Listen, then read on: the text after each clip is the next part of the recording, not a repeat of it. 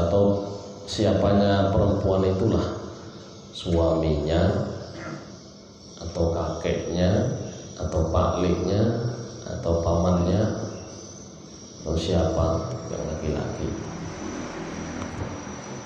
Fa'adzana fi uzunihi al-yumnah, maka diazankan telinga yang kanan. Jadi kalau anaknya lahir itu diazankan di telinga yang kanan. Wa aqama fi uzunihi al-yusra, kemudian di kuping yang kiri itu diikomahkan. Kalau azan itu kan dua kali, Allahu Akbar, Allahu Akbar, syahadat, ya kan, dua kali. Kalau iqomah sekali. Tambahannya qad qamatis shalah, qad qamatis shalah. Yang sebelah kiri jangan nggak diazankan. Maka lam tadurrahu ummus sibyan. Insyaallah yang diazankan telinga kanan, diikomahkan telinga kiri, anak tersebut tidak bisa dibahayakan atau diganggu oleh ummu sibyan. Ummu sibyan ini kalau bahasa cara Jawanya itu kuntilanak. Kiai itu memaknai ummu sibyan itu kuntilanak. Anda sering tahu kan, perempuan yang berbentuk jin itu kan kuntilanak. Nah, itu nggak bisa ganggu anak yang lahir diazani dan ikomahi oleh bapak atau keluarganya, maka harus diazankan. Terus ngapa lagi? Dicetaki. Bahasa Indonesianya itu apa namanya? Dikasih irisan bisa, tapi yang paling bagus kurma. Tapi yang ngasih itu ya entah orang alim atau siapa, supaya anaknya pertama kali masuk itu ya dari orang alim. Kurma itu dipamahkan, dilembutkan, digigit oleh orang alim itu. Sikit saja, kemudian dimasukkan ke mulutnya, disorong ke dalam biar masuk ke perutnya pertama kali. Atau kalau nggak ada, ya air zam-zam siapa apa. Itu sunnah supaya yang pertama kali masuk itu dalam tubuhnya adalah bekas orang alim, ya, kalau ada orang alim. Maka jangan sampai tidak diazankan anak tersebut. Kalau kita yang punya keluarga yang mungkin nggak paham, ya harus membantu mengazankannya kalau ada di dekatnya. May yuridillahu bihi khairan yufaqihu fiddin. Rawahu Muawiyah. Barang siapa yang dikehendaki Allah menjadi baik, maka ciri-cirinya yufaqihu fiddin. Orang tersebut mesti dipahamkan masalah agama.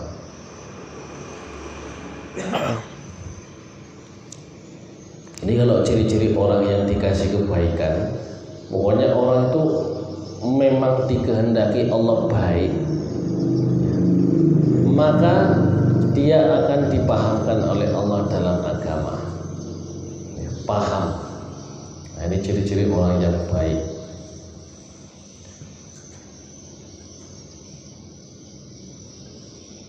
Kemudian al-mu'adzinuna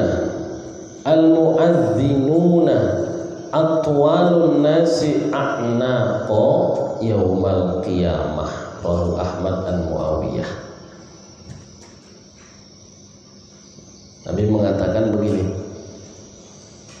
besok pada hari kiamat orang yang paling panjang lehernya itu adalah al-mu'azziduna, orang tukang azan ketika di saat di dunia. Jadi besok ketika dikumpulkan pada hari kiamat, itu semuanya akan kelihatan. Yang panjang-panjang lehernya itu tandanya orang yang dulu suka azan, rajin azan, muazzin. Ini diberikan kelebihan oleh Allah, lehernya panjang-panjang kayak jerapah. Tapi bukan berarti kejelekan, tidak. Itu menandakan diberikan tanda khusus oleh Allah Subhanahu wa ta'ala bagi orang yang gemar untuk azan di masjid atau di musola, memanggil orang dalam rangka beribadah kepada Allah Subhanahu wa ta'ala.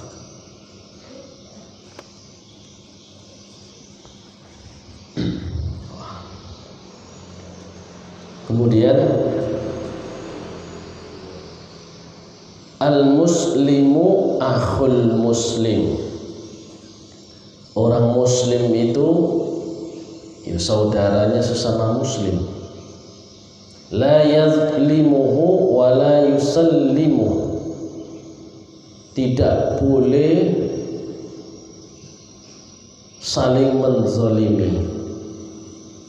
Wa man kana fi hajati akhihi kana Allahu fi hajatihi, siapa orangnya yang dia membantu kebutuhan saudaranya, kana Allahu fi hajatihi, maka orang tersebut akan berada di dalam hajatnya orang tersebut. Wa man farraja an muslim kurbatan, barang siapa yang menggembirakan kepada saudaranya yang muslim, kurbatan, menggembirakan daripada kesusahan yang dialami saudaranya, farrajallahu anhu kurbatan min karbin yaumal qiyamah, maka ganjarannya Allah akan menggembirakan orang tersebut dari segala kesusahan besok pada hari kiamat. Wa man satara musliman satarahullahu yaumal qiyamah, dan barang siapa yang menutup kepada orang muslim terhadap kejelekannya, maka Allah akan menutup pada hari kiamat terhadap kejelekannya. Berarti ini kayak hukum karma, jadi balas oleh Allah. Kalau kita berbuat baik, ya balasannya baik besok sama Allah. Kalau kita berbuat jahat, maka kejahatan, kehinaan yang Allah berikan kepada kita. Nah, oleh sebab itu, segala apa yang ada di dunia ini, ya semuanya adalah mutlak, merupakan sunnatullah, ketetapan daripada Allah Subhanahu wa ta'ala. Maka seorang ulama Kiai Haji Az-Zaim itu mengatakan begini,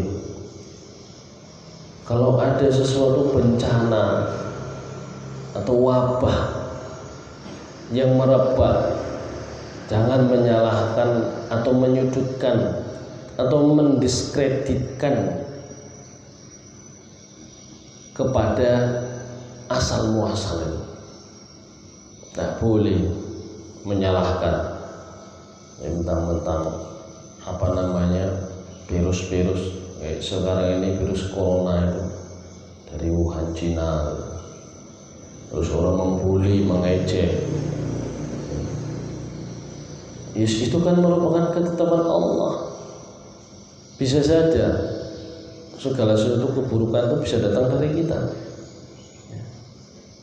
Maka caranya bagaimana? Ya sudah, mendekatkan diri kepada Allah, berusaha mencari obatnya, berusaha menjaga supaya tidak terkena, itu saja.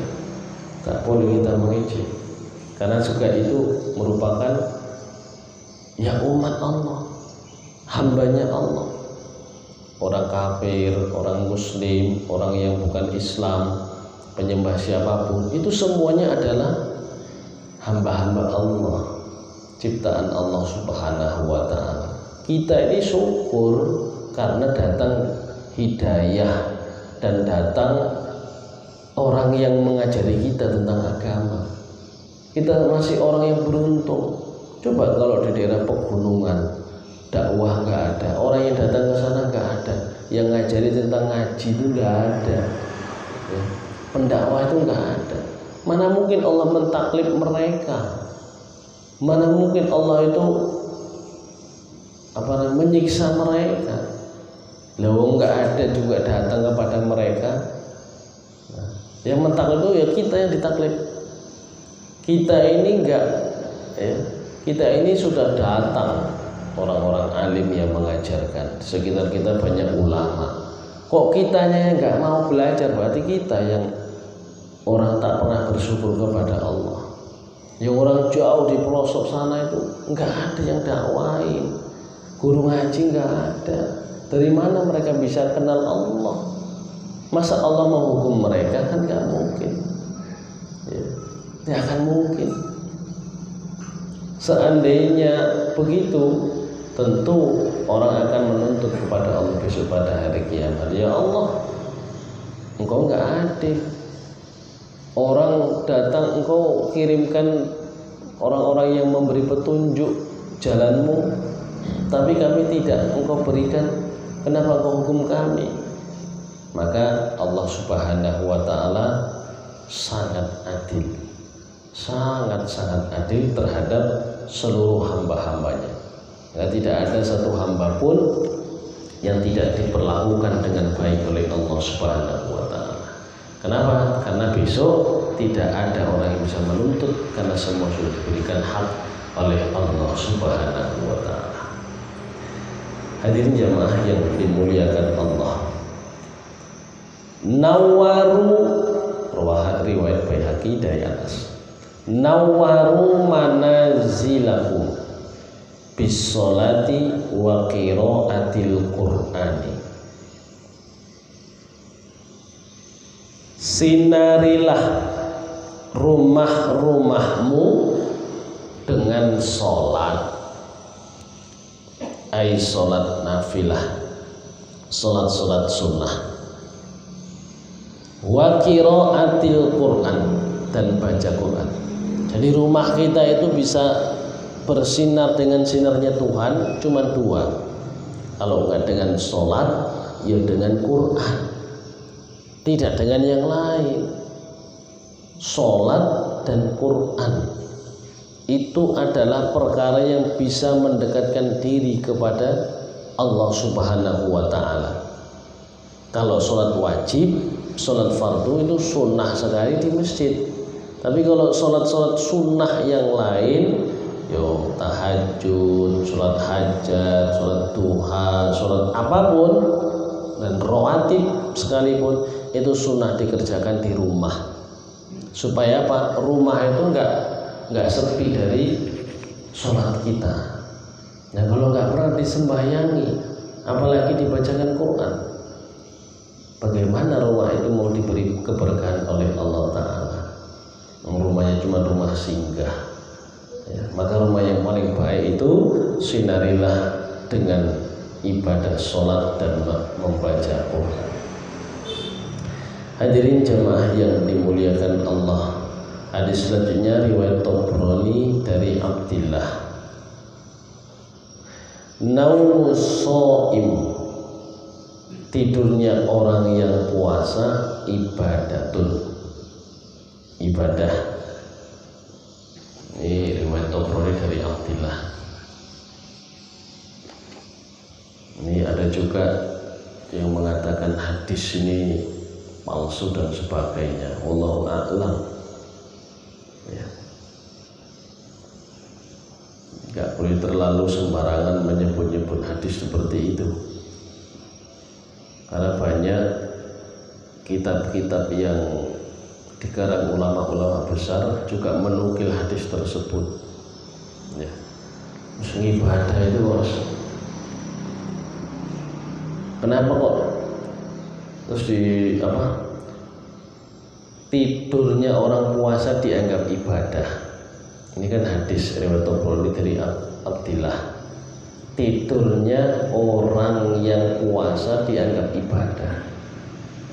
Kalau secara zahir makna, nek orang puasa kok tidur, udah tidur dapat pahala lagi.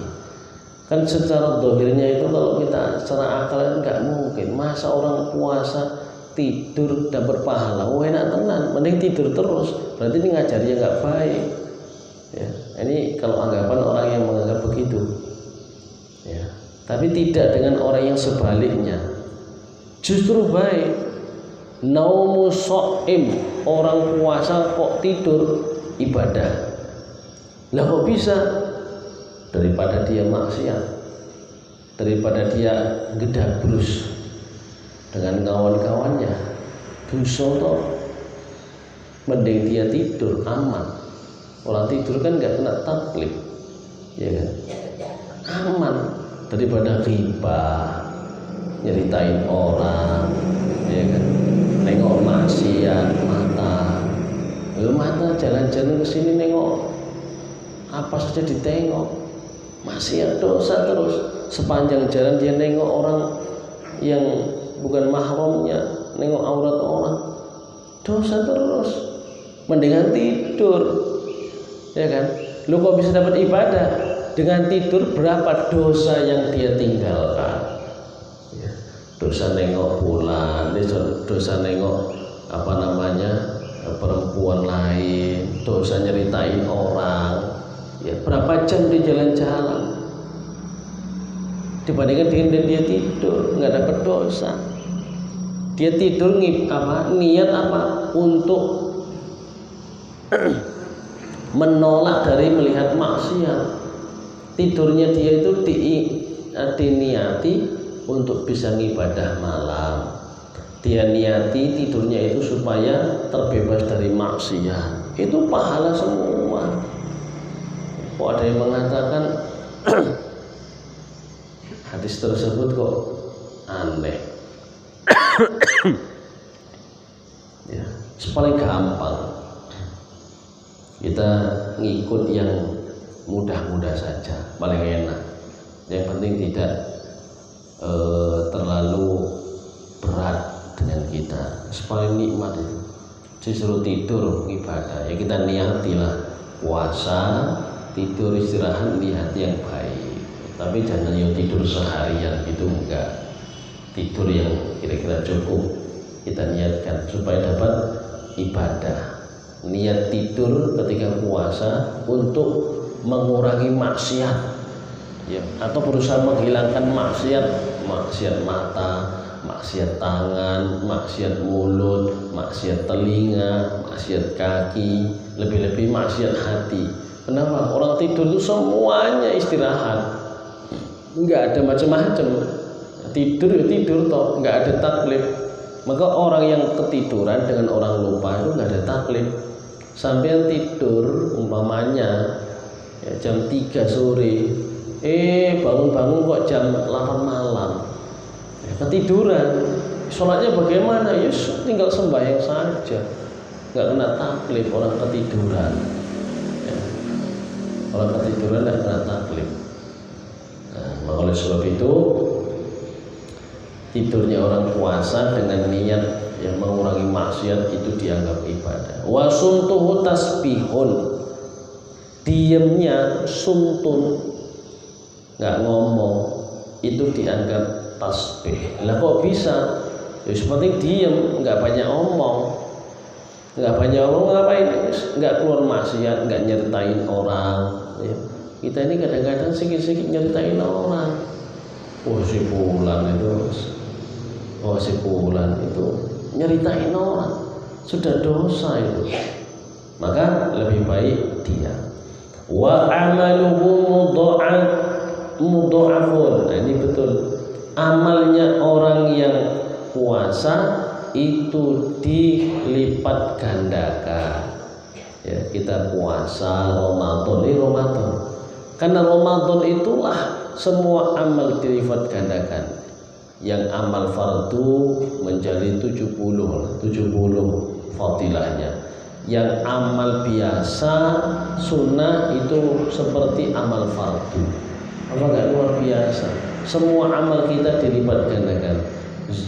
Sedekahnya itu dilipat gandakan. Wa du'a'uhu mustajabun. Doanya orang puasa itu diijabahi oleh Allah. Kapan kita ibadah, waktu sahur kita bangun dianggap ibadah. Doanya tidak ditolak oleh Allah Subhanahu wa taala. Itu paling enak. Wa dhannuhu maghfurun. Dosanya diampuni oleh Allah Subhanahu wa taala. Nah, ini paling enak, luar biasa. Kemudian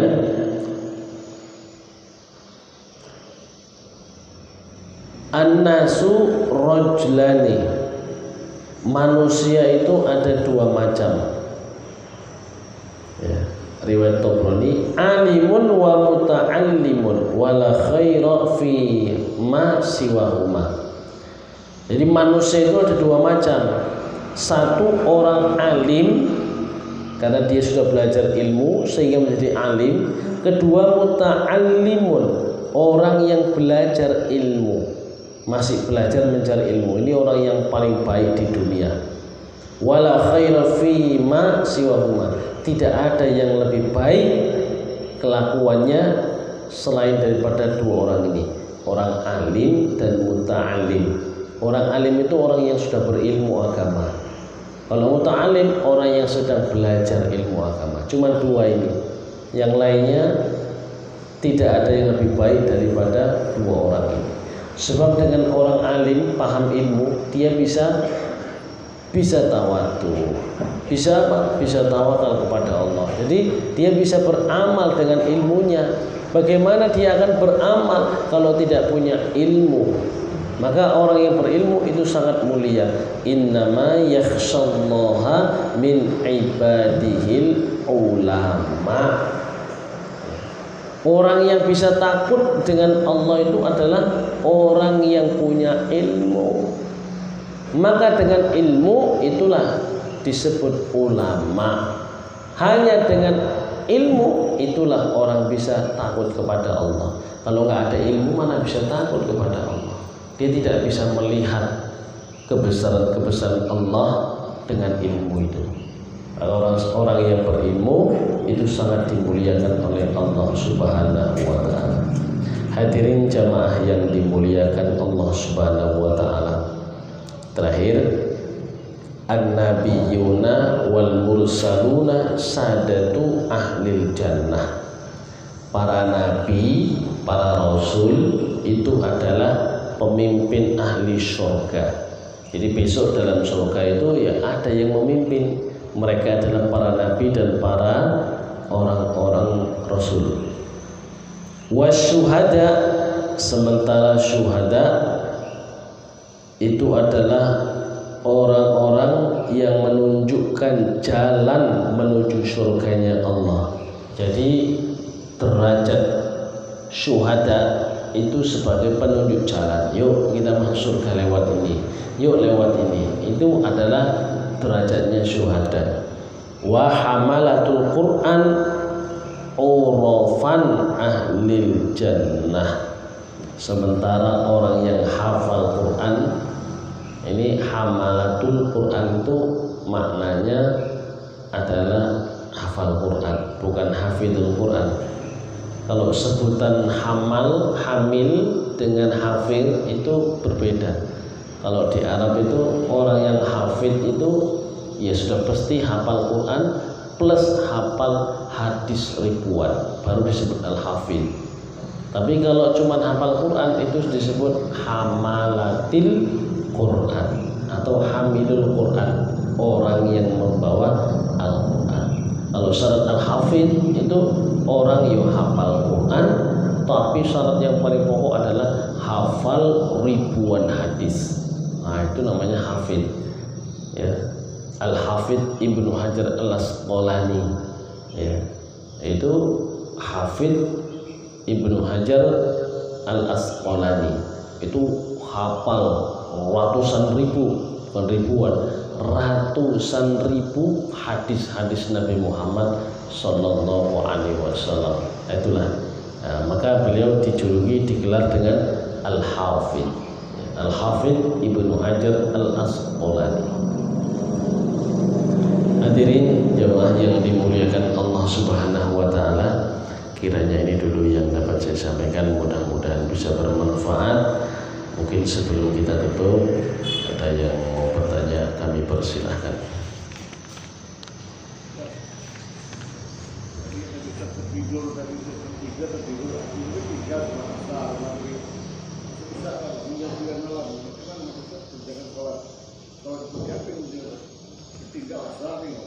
Iya. Jadi orang tidur itu orang yang tidak kena hukum taklid, ya, itu orang yang tidur dan orang yang lupa, ya, lupa. Contohnya lupa itu apa? Ambil puasa pagi-pagi gini kok minum, aduh lupa saya kan puasa. Maka bagaimana itu? Ya teruskan puasanya, tapi betul-betul lupa yuk, bukan karena dilupa-lupakan. Lain kalau lupa-lupa sengaja itu, maka diteruskan. Nah, itu namanya nggak lupa, namanya itu sengaja. Tapi kalau lupa betul harus segera diselesaikan. Artinya berhenti. Kalau ingat langsung berhenti. Itu artinya engkau sedang diberi makan atau minum oleh Allah, dan puasamu teruskan. Itu kalau lupa betul, ya, maka nggak ditaklif oleh Allah, nggak batal puasanya. Yang kedua, orang yang tidur. Orang tidur itu kalau nggak ditaklif, tidur jam 10 bangun-bangun jam 4 sore asar, lewat tuhurnya, maksudnya nggak ditaklif apa ya, nggak masalah, ya sudah, tapi dikerjakan, ya, tidak ditaklif dengan dosa. Tidur jam 2 bangun-bangun jam 8 malam, ya kan ada itu, mungkin kecapean dan sebagainya, nggak ada yang bangunin, ya, atau memang kecapean, tidur itu nggak apa-apa. Tapi ketika bangun, ya kita punya hutang, tetap punya hutang. Yo malam jam 8 bangun, ya mandi, kerjakan sholat yang lewat tadi asar, baru kerjakan maghrib, baru isya dikodok. Kalau isya adaan itu kan jam 8 masih waktu isya, ya. Jadi ya dikerjakan supaya nggak hutang. Artinya tidak kena taklif tadi itu, ya nggak masalah. Ya karena kelewatan, karena tidur, ya nggak masalah. Tidak menjadi dosa karena dia kelewatan sembahyang, tapi tetap dikerjakan sembahyang tersebut supaya tidak menjadi hutang. Kira-kira begitu.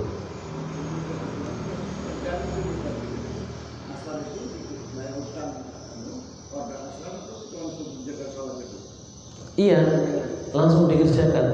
Umpama jam 3 tidur, ya, kecapean, jam 8 malam baru bangun. Berarti kan lewatnya asar kelewatan, maghrib kelewatan, udah masuk isya sudah masuk. Jadi mana yang kita kerjakan?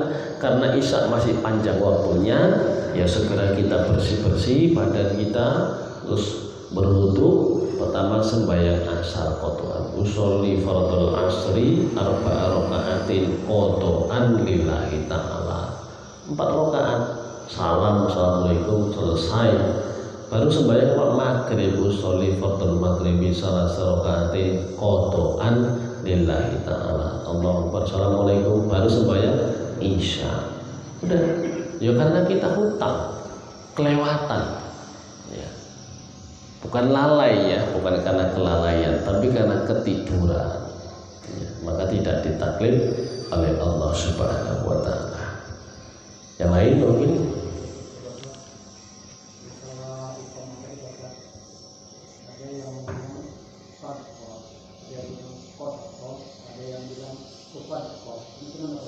iya, iqomah kalimatnya qad qamatis shalah.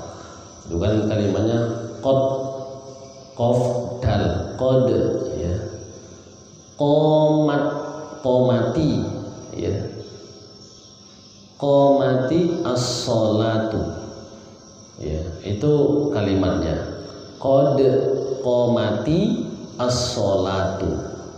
Ti ke shod itu kan karena alif lam syamsiyah, jadi dibaca qomatis sholah ya. Tu bahasanya bukan ti. Karena apa? Qad itu adalah huruf, kalimat huruf yang masuk kepada fi'il. Fi'ilnya apa? Qomat ya, fi'ilnya qomat. Itu qad itu menunjukkan sungguh, itu loh. Sungguh telah didirikan ya. Qomat itu tegakkan. As-sholatu opo sholat. Sholat itu jadi fa'il ya. Maka kalau sudah qad qomatis sholah harus ditegakkan, nggak boleh lagi nunggu siapa, nunggu lagi jamaah, nggak boleh, harus segera kalau sudah qomat itu ya. Maka kalau membaca tajwidnya begitu, qad dalnya qalqalah, qad qomatis sholah. Kalau Mbah Yai saya itu kalimat ketika iqomah qad qomatis sholah dipisah karena kalimat itu berdiri sendiri, jadi satu-satu. Qad qomatis sholah, qad qomatis sholah, dipisah satu-satu. Tapi boleh juga disambung. Qad qomatis sholatu, qad qa, pakai tu karena as-sholatu itu menjadi fa'il. Jadi setiap fa'il itu, kalimat fa'il itu harus di marfu. Jadi di dhammah ya, as-sholatu. Beda dengan hayya 'alas sholati, hayya 'alas sholah, hayya 'alal falah. Kalau itu memang kalimatnya dia bukan sebagai fa'il, hayya 'alas sholati. Kenapa? Karena dia harus majrur, ada huruf jar, ala. Nggak boleh hayya 'alas sholatu, hayya 'alal falah, salah. Ya, beda kalimatnya, beda susunannya itu beda. Hayya 'alas sholati, hayya 'alal falah, qad qamatis sholatu, qad qamatis sholah. Nah, itu beda, ujungnya itu beda karena susunannya berbeda. Jadi yang betul qad qamatis sholah kalau dipisah. Kalau disambung qad qamatis sholatu, qad qamatis sholah. Nah, kira-kira begitu. Saya pahami ya?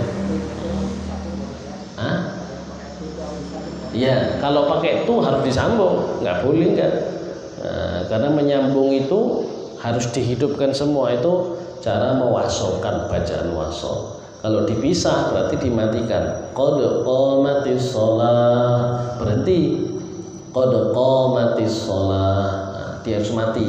Kalau disambung harus hidup. Sama baca Fatihah. Kalau kita berhenti setiap ayat itu harus mati semua. Alhamdulillahirabbil alamin. Berhenti nafas. Ar-Rahmanir-Rahim, Maliki yaumiddin. Enggak boleh kita itu satu napas kok dipotong enggak disambung. Contohnya, ya enggak boleh ini soal gini. Alhamdulillahirabbil alamin, Ar-Rahmanir-Rahim, Maliki yaumiddin. Nah, itu enggak benar itu. Satu napas tapi nyambungnya itu enggak dihidupkan, itu salah itu. Berarti enggak pandai membacanya. Seharusnya Alhamdulillahirabbil alamin, Ar-Rahmanir-Rahim, Maliki yaumiddin. Dihidupkan semua. Itu adalah adab membaca ketika wasol. Nah, kalau waqaf berarti mati semua. Alhamdulillahirabbil alamin, Ar-Rahmanir-Rahim, Maliki yaumiddin. Waqaf ya, enggak boleh itu. Itu adalah etika dalam membaca. Kalau ada model imam bacanya begitu, Alhamdulillahirabbil alamin, Ar-Rahmanir-Rahim, Maliki yaumiddin. Nah, itu suruh belajar dulu imam itu. Enggak boleh gitu. Ya, berarti dia enggak paham waqaf wasol. Ya, itu harus belajar lagi. Enggak pas jadi imam itu. Ya, karena sempurna, harus benar. Kira-kira begitu. Ada lagi? Cukup? Cukup. Bismillahirrahmanirrahim. Alhamdulillah wassalatu wassalamu ala asyrafil anbiya'i wal mursalin sayyidina Muhammad wa ala alihi wa sahbihi ajma'in. Allahumma rabbana anfa'na bima 'allamtana rabbi 'allimna al-badil yanfa'una rabbi faqihna wa faqih lana wa qurratin lana fi dinina. Allahumma ij'alna waladana wa dhurriyatana wa talamidana min al-ulama'il 'amilin wa min as-salihin min ahli al-'ilmi wa ahli al-khair min ahli al-Qur'anil karim. Rabbana atina fid dunya hasanah wa fil akhirati hasanah wa qina adzaban nar. Sallallahu ala Muhammad walhamdulillahi rabbil alamin. Assalamualaikum warahmatullahi wabarakatuh.